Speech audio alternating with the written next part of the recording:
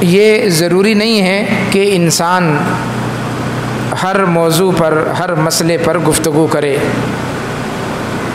اور بولتا ہی رہے۔ بعض مسائل ایسے ہوتے ہیں، بعض مواقع ایسے ہوتے ہیں کہ وہاں انسان کو خاموشی اختیار کرنی پڑتی ہے، اور ویسے بھی خاموش رہنا نبی اکرم صلی اللہ علیہ وسلم کی سنت بھی ہے۔ سیدنا جابر بن سمرہ رضی اللہ تعالیٰ عنہ مشہور صحابی ہیں، وہ فرماتے ہیں کان رسول اللہ صلی اللہ علیہ وسلم طویل السمت قلیل الضحک، اللہ کے نبی کی عادت مبارکہ تھی کہ آپ بہت کم ہنستے تھے، مسکراتے تھے لیکن کہہ کہا لہا کر بہت کم ہنستے تھے۔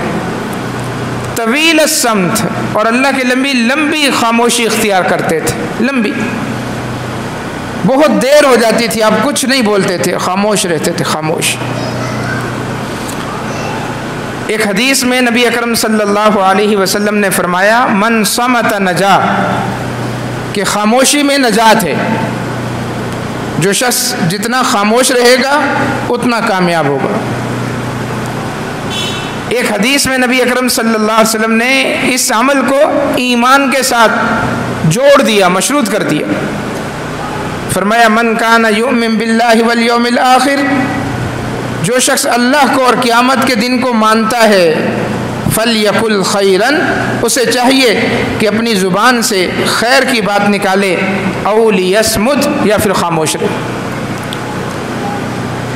زبان جب کھلے تو اچھے کلمات ہوں، اچھے الفاظ ہوں، اچھائیاں نکلیں، یا پھر خاموشی اختیار کرے۔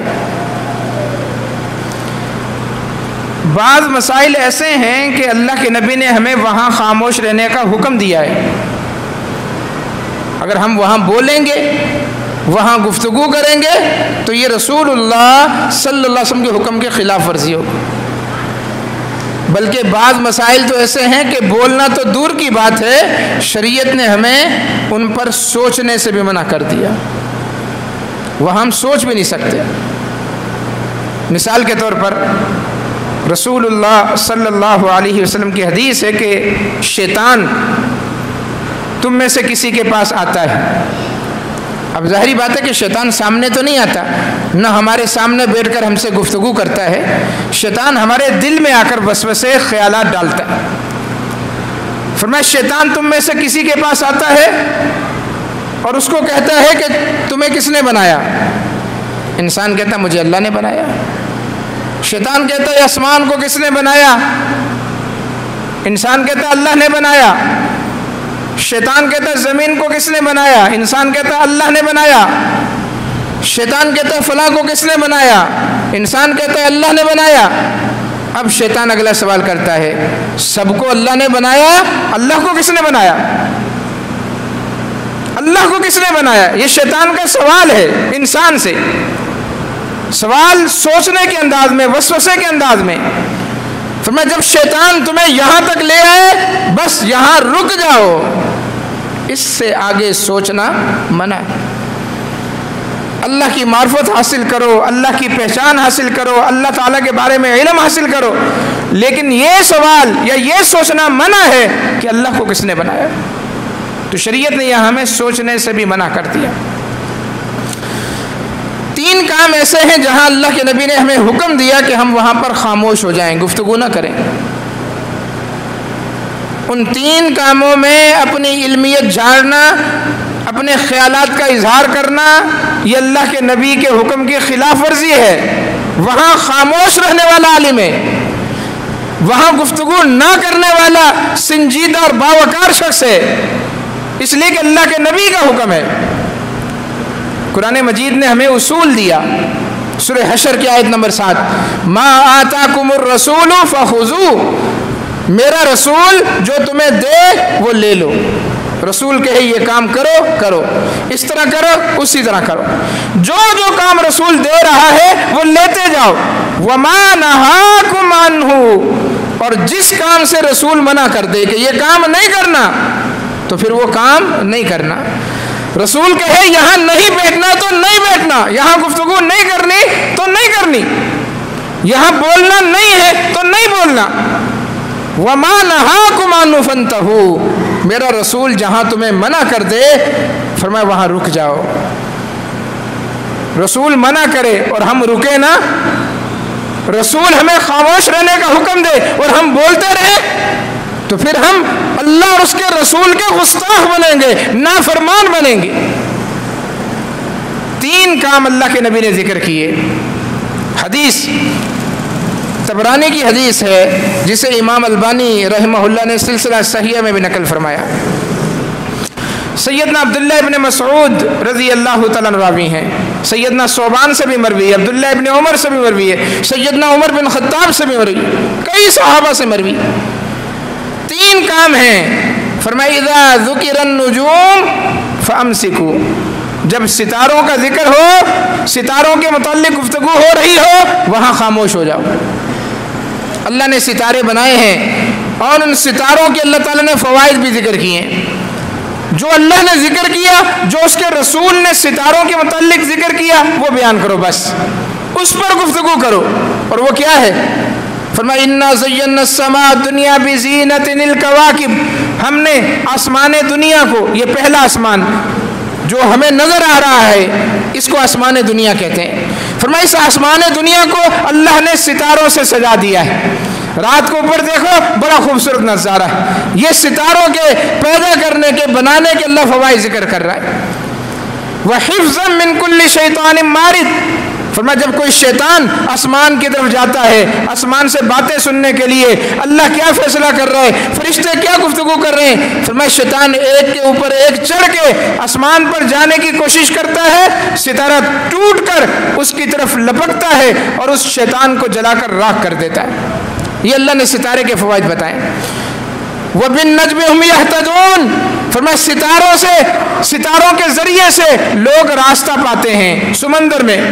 وَهُوَ الَّذِي جَعَلَ لَكُمُ النُّجُومَ لِتَهْتَدُوا بِهَا فِي ظُلُمَاتِ الْبَرِّ وَالْبَحْرِ، فرمایا رات کے اندھیروں میں تم سمندر میں ہو، جنگلات میں ہو، پہاڑوں میں ہو، تمہیں راستہ نظر نہ آ رہا ہو، ستاروں کو دیکھ کر راستہ معلوم کرو کہ یہ مشرق کی طرف راستہ جاتا ہے، یہ مغرب کی طرف جاتا ہے، یہ شمال کا ستارہ ہے، یہ جنوب کا ہے۔ ستاروں کے ذریعے سے راستہ معلوم کرو، بس۔ اس سے آگے جب گفتگو کریں کہ تمہارا سٹار کون سا ہے، تمہارا ستارہ کون سا ہے، تمہارے ستارے گردش میں ہے، تمہارا منوس ستارہ ہے، تمہارا اچھا اس طرح ستاروں سے اپنی قسمت کو جوڑنا، بارشوں کا نزول، حالات کی بہتری، حالات کی برائی، کہ حالات برے ہیں، حالات اچھے ہیں، اگر کوئی یہ سمجھتا ہے کہ یہ ستاروں کی وجہ سے ہے، فلاں ستارہ فلاں ستارے کے قریب ہو گیا ہے، اب دمدار ستارہ ظاہر ہوا ہے، اب حالات بہتر ہوں گے، اب حالات خراب ہوں گے، فرمایا جب اس طرح کی گفتگو ہو فَأَمْسِكُوا، وہاں خاموش ہو جاؤ، وہاں گفتگو نہیں کرنی، اس لیے کہ ان ستاروں سے ہماری قسمت وابستہ نہیں۔ یہ کیا ہماری قسمت بتائیں گے؟ ان کی چالیں ہیں، چلتے رہے، ستارے سے میری قسمت کا کوئی تعلق نہیں ہے۔ اگر کوئی سمجھتا ہے کہ ستارے سے میری قسمت کا تعلق ہے تو وہ مشرک ہے، بلکہ صحیح حدیث کے مطابق وہ شخص کافر ہو جاتا ہے جو سمجھتا ہے کہ ستاروں کی چالوں سے میرے حالات بدلتے ہیں یا حالات کے اندر برائی آتی ہے، تنگی آتی ہے، ستاروں کی وجہ سے وہ شخص کافر ہو جاتا ہے۔ تو فرمایا جب ستاروں کا ذکر ہو تو خاموشی اختیار کر لو۔ نمبر 2، وَإِذَا ذُكِرَ التَّقْدِيرُ، جب تقدیر کا ذکر ہو، تقدیر کا، فَأَمْسِكُوا، تقدیر کے مسئلے پر گفتگو نہیں کرنی، وہاں بحث نہیں کرنی، وہاں خاموشی اختیار کرو، وہاں خاموش ہو جاؤ۔ تقدیر کیا ہے؟ آسان الفاظ میں اس کائنات میں جو کچھ ہو رہا ہے، جو کچھ ہم سے پہلے ہو چکا، جو اس وقت ہو رہا ہے اور جو ہمارے بعد ہوگا، یہ سارا اللہ کا علم ہے، اللہ نے لکھ دیا ہے، اس کو تقدیر کہتے ہیں۔ میری، آپ کی، انسانوں کی، حیوانوں کی، چرند و پرند کی، کائنات کا پتا بھی گرتا ہے کسی درخت میں سے، کائنات کے اندر درخت میں سے پتا بھی گرتا ہے، اللہ تبارک و تعالیٰ کو پہلے سے اس کا علم ہوتا ہے۔ تقدیر اللہ کے علم کا نام ہے. ہم نے ایمان لانا ہے، اس لیے کہ تقدیر پر ایمان لانا یہ ایمانیات میں سے ہے. جب اللہ کے نبی سے پوچھا گیا ایمان کیا ہے، فرمایا ان تؤمن باللہ، ایمان لاؤ اللہ پر، وملائکتہ، اللہ کے فرشتوں پر، وکتبہ، اللہ کی کتابوں پر، ورسلہ، اللہ کے رسولوں پر، وبالیوم الآخر، قیامت کے دن پر، وبالقدر، اور تقدیر پر ایمان لاؤ، خیرہ اور شرہ، تقدیر تمہارے لیے اچھی ہے تب بھی، تقدیر تمہارے لیے بری ہے تب بھی. اس میں غور خوض نہیں کرنا، بحث نہیں کرنی، گفتگو نہیں کرنی کہ یہ تقدیر کیا چیز ہے. سیدنا علی رضی اللہ تعالیٰ عنہ سے کسی نے پوچھا امیر المومنین تقدیر کیا ہے؟ فرمایا تقدیر سر اللہ، اللہ کا راز ہے، اللہ کا بھید ہے. بھید ایسا اللہ کا راز ہے تقدیر کہ اللہ نے یہ راز اپنے قریبی فرشتے جبرائیل کو بھی نہیں بتایا. اللہ نے یہ راز اپنے سب سے محبوب پیغمبر محمد الرسول اللہ صلی اللہ علیہ وسلم کو بھی نہیں بتایا. اللہ نے اس راز سے کسی کو آگاہ کیا ہی نہیں. ہاں یہ ضرور ہے، اللہ کے نبی جب معراج کی رات آسمانوں پہ گئے تو آپ نے کلموں کے چلنے کی آواز سنی. قلم سرکنڈے کا قلم ہوتا ہے جس کو دوات کے اندر دبو کے تختی پر لکھتے ہیں یا کاغذ پر لکھتے ہیں تو اس میں سے آواز پیدا ہوتی. ایسی کلموں کے چلنے کی آواز آ رہی تھی. جبرائیل نے بتایا یہ لوح محفوظ میں جو فرشتے اللہ کے احکامات لکھ رہے ہیں، جو بندوں کی تقدیر لکھ رہے ہیں، یہ اس کی آواز ہے، یہ ان کلموں کے چلنے کی آواز. فرمایا تقدیر کے مسئلے پر گفتگو نہیں کرنی، منع کر دیا. رسول اللہ صلی اللہ علیہ وسلم مسجد میں تشریف لائے، چند صحابہ مسجد میں بیٹھے ہوئے تھے. آپ جب ان کے قریب پہنچے تو آپ نے رک کر پوچھا کہ تم لوگ کس مسئلے پر گفتگو کر رہے ہو؟ بیٹھے ہوئے ہو، یقیناً گفتگو کر رہے ہو، مسجد نبوی کے اندر بیٹھے ہو، مسئلہ کیا ہے، موضوع کیا ہے؟ صحابہ نے بتایا کہ اللہ کے نبی ہم تقدیر کے مسئلے پر گفتگو کر رہے ہیں. کون؟ صحابہ، سب سے بہترین افراد. کہاں بیٹھ کر؟ مسجد نبوی کے اندر، جہاں ایک نماز 1000 نماز کے برابر، بہترین جگہ پر بیٹھ کر بہترین لوگ کیا گفتگو کر رہے ہیں؟ تقدیر کے متعلق. لیکن جیسے ہی امام کائنات نے سنا کہ میرے صحابہ تقدیر پر گفتگو کر رہے ہیں، آپ کو غصہ آ گیا. بہت کم ایسا ہوتا تھا کہ اللہ کے نبی کو غصہ آتا تھا. آپ کائنات کے سب سے خوبصورت انسان تھے، آپ کا چہرہ سب سے خوبصورت تھا، لیکن جب آپ کو غصہ آتا تو آپ کا چہرہ لال ہو جاتا. صحابہ کہتے ہیں اتنا غصہ آیا آپ کا چہرہ لال پیلا ہو گیا، ایسا لگ رہا تھا کسی نے انار آپ کے چہرے پر نچوڑ دیا، اتنا غصہ. آپ نے کہا کیا اللہ نے تمہیں اس لیے پیدا کیا ہے کہ تم تقدیر کے مسئلے پر گفتگو کرو؟ فرمایا کھڑے ہو جاؤ یہاں سے، میں تمہیں منع کرتا ہوں آئندہ کے بعد اس مسئلے پر تم نے گفتگو نہیں کرنی.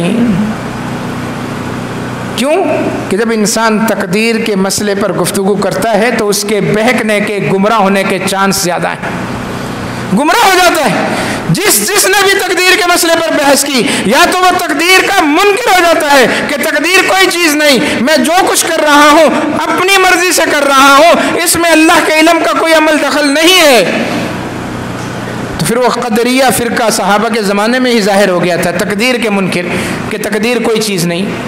سیدنا عبداللہ بن عمر کو پتہ چلا کہ کچھ لوگ اللہ کی تقدیر کو نہیں مانتے، کائنات میں جو کچھ ہو رہا ہے وہ سمجھتے ہیں یہ سب کچھ انسان اپنی مرضی سے کر رہا ہے، اس میں اللہ کے علم کا کوئی عمل دخل نہیں ہے. آپ نے ان کو پیغام بھیجا کہ تقدیر کا انکار کر کے تم لوگ کافر ہو چکے ہو، آج کے بعد میرا اور تمہارا کوئی تعلق نہیں، اس لیے اس مسئلے پر گفتگو نہ کریں. ہاں سمجھنے کے لیے کوئی عالم ہو، بڑا محدث ہو اور وہ سمجھانا چاہ رہا ہو کہ تقدیر کیا ہے تو وہ سمجھا سکتا ہے. عام آدمی کے لیے قطعاً اس بات کی اجازت نہیں ہے کہ وہ اس مسئلے کو سمجھنے کی کوشش کرے. بس آسان لفظوں میں اس تقدیر پر ایمان لانا ہے اور کہنا ہے کہ ہم مانتے ہیں، ہم تسلیم کرتے ہیں کہ میں جو کچھ کر رہا ہوں اللہ نے یہ سب کچھ میرے بارے میں پہلے سے لکھ رکھا ہے. تو دو مسئلے ہو گئے جہاں ہم نے گفتگو نہیں کریں. نمبر 1 ستارے، ستاروں کی چالیں اور قسمت کا حال یہ معلوم نہیں کرنا ستاروں سے اور نہ اس بارے میں گفتگو کرنی ہے. اور نمبر 2 تقدیر کے مسئلے پر ہم نے گفتگو نہیں کرنی، شریعت نے منع کر دیا.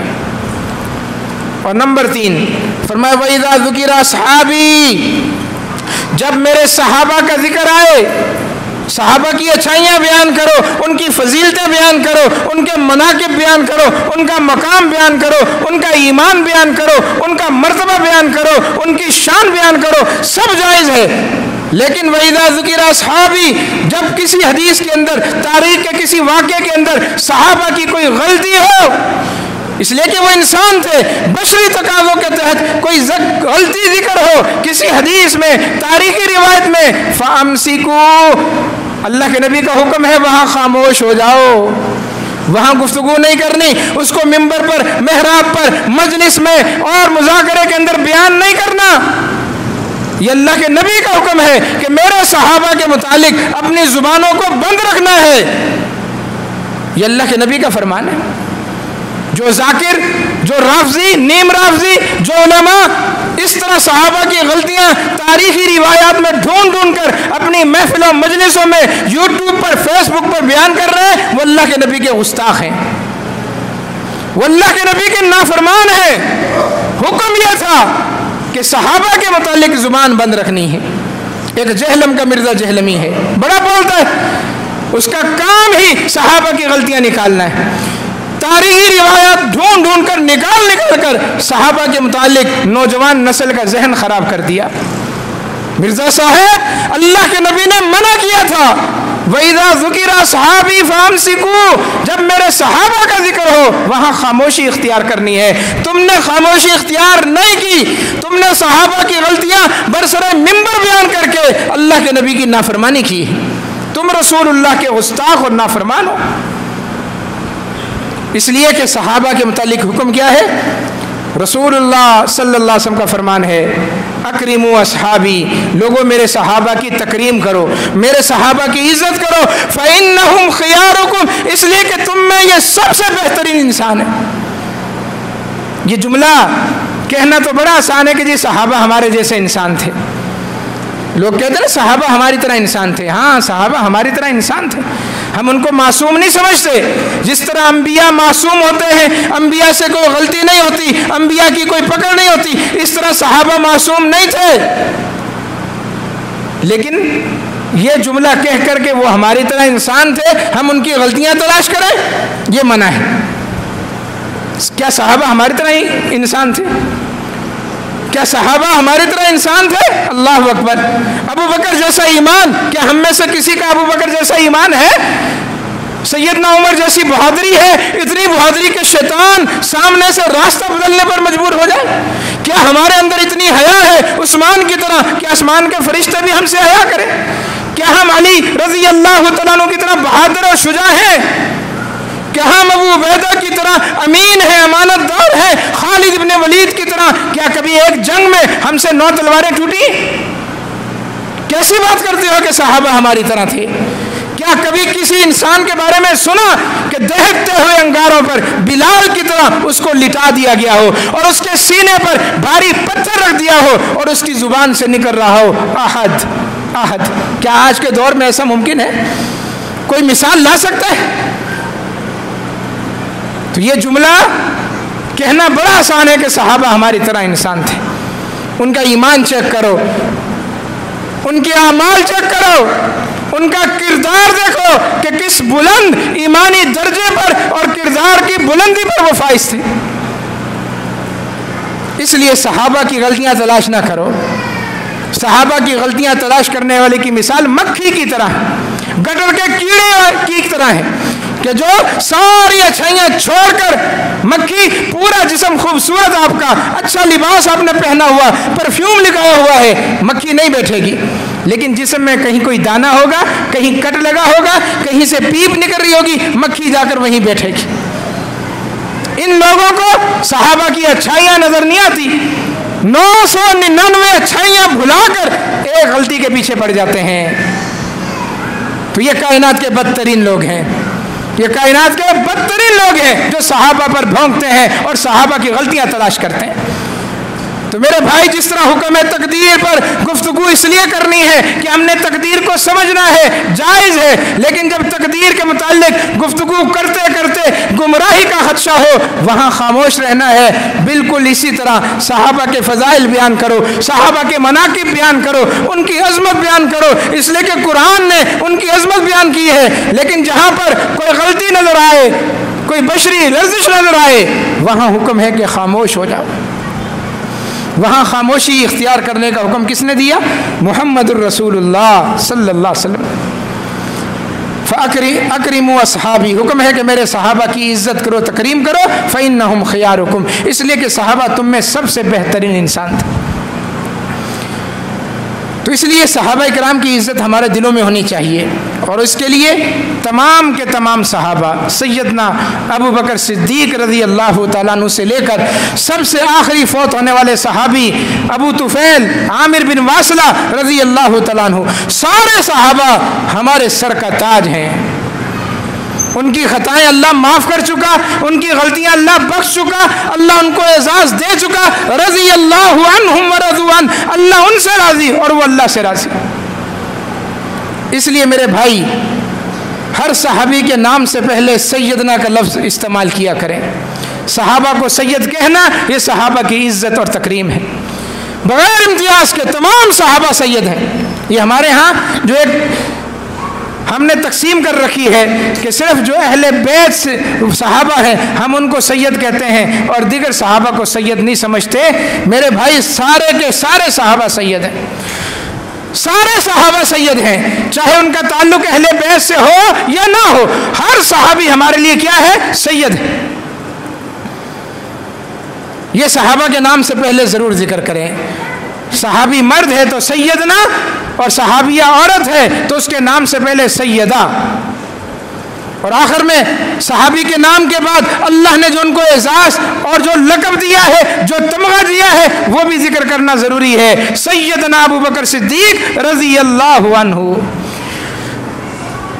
سیدہ ام سلیم رضی اللہ عنہا، عورت کے نام کے ساتھ رضی اللہ عنہا، یہ ان کے لیے ہمارے دلوں میں جو تکریم ہوگی، عزت ہوگی، یہ اس کا اظہار ہے۔ اور اگر نام امہات المومنین میں سے کسی کا آپ کے سامنے آتا ہے تو اس کے نام سے پہلے ام المومنین لفظ لگانا ضروری ہے، تاکہ لوگوں کو پتہ چلے یہ کوئی عام صحابیہ نہیں ہے، یہ اللہ کے نبی صلی اللہ علیہ وسلم کی زوجہ محترمہ ہے، امت کی ماں ہے۔ ام المومنین سیدہ عائشہ صدیقہ طیبہ طاہرہ رضی اللہ عنہا، یہ عزت ہے۔ یہ آپ خود بھی سیکھیں، اپنے بچوں کو بھی سکھائیں۔ امام مالک رضی اللہ تعالیٰ عنہ فرمایا کرتے تھے، ہم اپنے بچوں کو، اپنے بچوں کے دلوں میں صحابہ کی محبت، ابو بکر صدیق کی اور عمر فاروق کی محبت اس طرح ڈالتے تھے، اس طرح ان کے دلوں کے اندر پیوست کرتے تھے جیسے قرآن سکھایا جاتا ہے، قرآن کی کوئی سورت سکھائی جاتی۔ کیسے؟ کیا مطلب اس کا؟ آپ چاہتے ہیں کہ میرا بچہ قرآن مجید کا حافظ بنے، حافظ نہ ہو تو چند صورتیں اس کے دل میں محفوظ ہوں۔ حفظ کرنے کا طریقہ مسجد میں قاری صاحب سے سیکھیں۔ جب وہ بچے کو حفظ کرا رہے ہوتے ہیں، طریقہ یہ ہوتا ہے کہ بچے کو سامنے بٹھا کر ایک لفظ، ایک آیت بار بار پڑھی جاتی ہے۔ مثال کے طور پر آپ نے بچے کو سورہ اخلاص یاد کرانی، آپ سب سے پہلے بسم اللہ پڑھیں گے، بسم اللہ بسم اللہ بسم اللہ، ایک مرتبہ، 2 مرتبہ، 3 مرتبہ، 4 مرتبہ، آپ کو 10 مرتبہ بھی دہرانا پڑے، آپ دہراتے ہیں کس لیے؟ اس لیے کہ آپ کے دل میں طلب ہے کہ یہ الفاظ قرآن مجید کے میرے بچے کے سینے میں محفوظ ہو جائیں۔ سورہ اخلاص یاد کراتے ہوئے آپ کو 100 مرتبہ سورۃ الاخلاص دہرانی پڑے بچے کے سامنے، آپ دہرائیں گے۔ یہ مطلب ہے ابو بکر صدیق اور عمر فاروق کی محبت، بچوں کو سمجھانا۔ وہ ہمارے سردار ہیں، ہمارے آقا ہیں، سب سے پہلے مسلمان ہیں، پہلے خلیفہ بلا فصل ہے، اللہ کے نبی کے یار غار ہیں، اسلام پر اپنی جان، اپنا مال، اپنی اولاد سب کچھ قربان کرنے والے ہیں۔ ان کی جتنی عزت آپ کے دل میں، آپ کے بچے کے دل میں بیٹھے گی، اتنی عزت آپ کی اسلام کے لیے پیدا ہوگی۔ اس لیے کہ صحابہ اسلام کے سب سے پہلے سپاہی تھے، سب سے پہلے مبلغ تھے، پہلے داعی تھے، وہ اسلام ہم تک پہنچانے والے تھے۔ تو ایک تو بات یاد رکھیں کہ صحابی کے نام سے پہلے ہم نے حضرت لفظ نہیں کہنا. یہ جو لفظ ہے نا ہمیں ملا ہوا حضرت، اللہ کے نبی صلی اللہ علیہ وسلم کے نام سے پہلے بھی حضرت، ابو بکر صدیق کے نام سے پہلے بھی حضرت، سب کو حضرت. حضرت کا کوئی مطلب نہیں ہے. کسی عربی کتاب کے اندر کسی صحابی کے نام سے پہلے حضرت نہیں ہے، حضرت لفظ نہیں ہے. اور یہ حضرت لفظ ذو معنی ہے. کیا ہے؟ ذو معنی ہے. اچھے انسان کو بھی آپ حضرت کہتے ہیں اور برے انسان کو بھی آپ کہتے ہیں حضرت. کوئی غلط کام کر کے آ جائے نا تو کیا کہتے ہیں آپ؟ تم تو عجیب حضرت آدمی ہو، تم تو حضرت نکلے، یعنی بے وقوف نکلے. ایک لفظ آپ اس کو صحابہ کے لیے بھی استعمال کر رہے ہیں اور بے وقوف آدمی کے لیے بھی استعمال کر رہے ہیں. نہیں میرے بھائی، آپ سید لفظ استعمال کریں جو صرف اچھے لوگوں کے لیے استعمال ہوتا ہے. سیدنا ابو بکر، سیدنا عمر، سیدنا عثمان، سیدنا علی، ہر صحابی کے نام سے پہلے سید. اور پھر حضرت لفظ تو چھوٹا ہو گیا نا. ابھی ایک فرقے کے لوگ ہیں جنہوں نے اپنے امام کو اعلیٰ حضرت کہنا شروع کر دیا، اعلیٰ حضرت. تو اس کا مطلب یہ ہوا کہ اعلیٰ حضرت بڑا ہو گیا اور حضرت لفظ چھوٹا ہو گیا. اپنے امام کو کہیں اعلیٰ حضرت اور صحابی کو کہیں صرف حضرت، تو اس کا مطلب ہے کہ یہ لفظ ہی غلط ہے. حضرت اس کو چھوڑ دیں، اس کو چھوڑ دیں، ترک کر دیں. صحابہ کے نام کے ساتھ اور بڑے بڑے ائمہ کے نام کے ساتھ حضرت لگانا چھوڑ دیں. سیدنا کہیں، اور اگر وہ خاتون ہے تو اس کے نام کے ساتھ سیدہ لفظ. اللہ کے نبی نے یہ لفظ استعمال کیا صحابہ کے لیے. سیدنا سعد ابن معاذ تشریف لا رہے تھے، اللہ کے نبی صحابہ کے ساتھ بیٹھے ہوئے تھے. سعد ابن معاذ رضی اللہ تعالیٰ عنہ جن کے جنازے میں 70,000 فرشتوں نے شرکت کی تھی اور جن کی روح کے استقبال کے لیے اللہ نے آسمان کے سارے دروازے کھول دیے تھے اور جن کی موت پر اللہ کا عرش بھی ہل گیا تھا. سعد ابن معاذ تشریف لا رہے ہیں. اللہ کے نبی کے پاس جو صحابہ بیٹھے ہوئے تھے، آپ نے کہا قوموا الی سیدکم، تمہارا سید آ رہا ہے، کھڑے ہو جاؤ، اپنے سید کا استقبال کرو. صحابی کے لیے اللہ کے نبی نے کیا لفظ استعمال کیا؟ سید. سیدنا عمر فاروق فرمایا کرتے تھے ابو بکر سیدنا، ابو بکر ہمارے سید ہیں. ابو بکر سیدنا وآتک سیدنا، ابو بکر ہمارے سید ہیں اور ابو بکر نے ہمارے سید کو آزاد کروایا تھا. کون سید؟ بلال حبشی. بلا امتیاز ابو بکر کے لیے بھی لفظ سید اور سیدنا بلال کے لیے بھی لفظ سید. تو یہ دلیل تو ہمیں خود احادیث میں موجود ملتی ہے کہ صحابہ کے نام کے ساتھ ہم نے کیا کرنا ہے؟ سید. یہ ہم نے امتیاز پیدا کر دیا. یہ امتیاز بھی غلط ہے، یہ تفریق بھی غلط ہے. ہم عام صحابہ کو صحابہ کہتے ہیں اور اہل بیت کو اس میں سے الگ کرتے ہیں. یہ تقسیم صحابہ کے درمیان موجود نہیں تھی کہ اس صحابی کا تعلق اہل بیت سے، اس صحابی کا تعلق اہل بیت سے نہیں ہے. اور اسی وجہ سے ہم صرف ان صحابہ کو جو اہل بیت ہیں یا آگے جو ان کی آج اولاد ہے ان کو کہتے ہیں یہ لوگ سید ہیں. سارے میرے بھائی صحابہ سید ہیں، سب ان کی اولادیں سید ہیں. تمام صحابہ صحابیات ہمیں سر کا تاج ہیں. ان کے نام کے ساتھ ہم نے وہ لفظ استعمال کرنا ہے جس کے اندر عزت ہے، تکریم ہے، اور وہ لفظ کیا ہے؟ سید. سیدنا ابو بکر صدیق، اور اگر خاتون ہے تو سیدہ. اپنے بچوں کو اس بات کی تعلیم دیں، ان کے دلوں میں صحابہ کی محبت پیدا کریں اور کوشش کریں کہ اللہ کے نبی کی اس حدیث کو لوگوں تک پھیلائیں. بتائیں لوگوں کو کہ اللہ کے نبی نے 3 موقع پر گفتگو کرنے سے منع کیا. جب تقدیر کا مسئلہ آ جائے وہاں پر گفتگو نہیں کرنی، ستاروں کی چالوں کی گفتگو ہو جائے، قسمت کے حال کی گفتگو ہو جائے وہاں پر گفتگو نہیں کرنی. اور جب صحابہ کا ذکر ہو، ذکر خیر کرو، صحابہ کا ذکر خیر کرو، ان کی سیرت، ان کا کردار بیان کرو، لیکن ان کی غلطیوں کو اچھالو مت، ان کی پگڑیوں کو اچھالو مت. اس سے اللہ کے نبی نے منع کیا. اور خاص طور پر صحابہ کا نام لے کر سب و شتم کرنا، ان کو گالی دینا، صحابی کا نام لے کر گالی دینا، اس سے اللہ کے نبی نے منع کیا. فرمایا لا تسبوا اصحابی، اے لوگو میرے صحابہ کو گالی مت دینا. جو میرے صحابہ کو گالی دے گا فرمایا اپنا انجام سن لے. من سبا صحابی، جو میرے صحابی کو گالی دے گا فعلیہ لعنت اللہ، اس پر اللہ کی لعنت ہو، والملائکتی، اس پر سارے فرشتوں کی لعنت ہو، والناس اجمعین، اس پر ساری انسانیت کی لعنت ہو جو میرے صحابہ کو گالی دیتا ہے. تو یہ کام کتنا ملعون ہے جو آج ممبروں پر ہو رہا ہے، مجلسوں میں ہو رہا ہے، ذاکر کر رہے ہیں، رافضی کر رہے ہیں، نیم رافضی کر رہے ہیں۔ تو صحابہ سے محبت رکھنا ایمان ہے، صحابہ سے بغض رکھنا نفاق ہے۔ صحابہ سے محبت رکھنا ایمان ہے، صحابہ سے بغض رکھنا کفر ہے۔ لہذا ایمان کے راستے کو اپنائیں اور صحابہ کی اچھائیاں ذکر کریں اور ان کی برائیاں جب اللہ نے معاف کر دی۔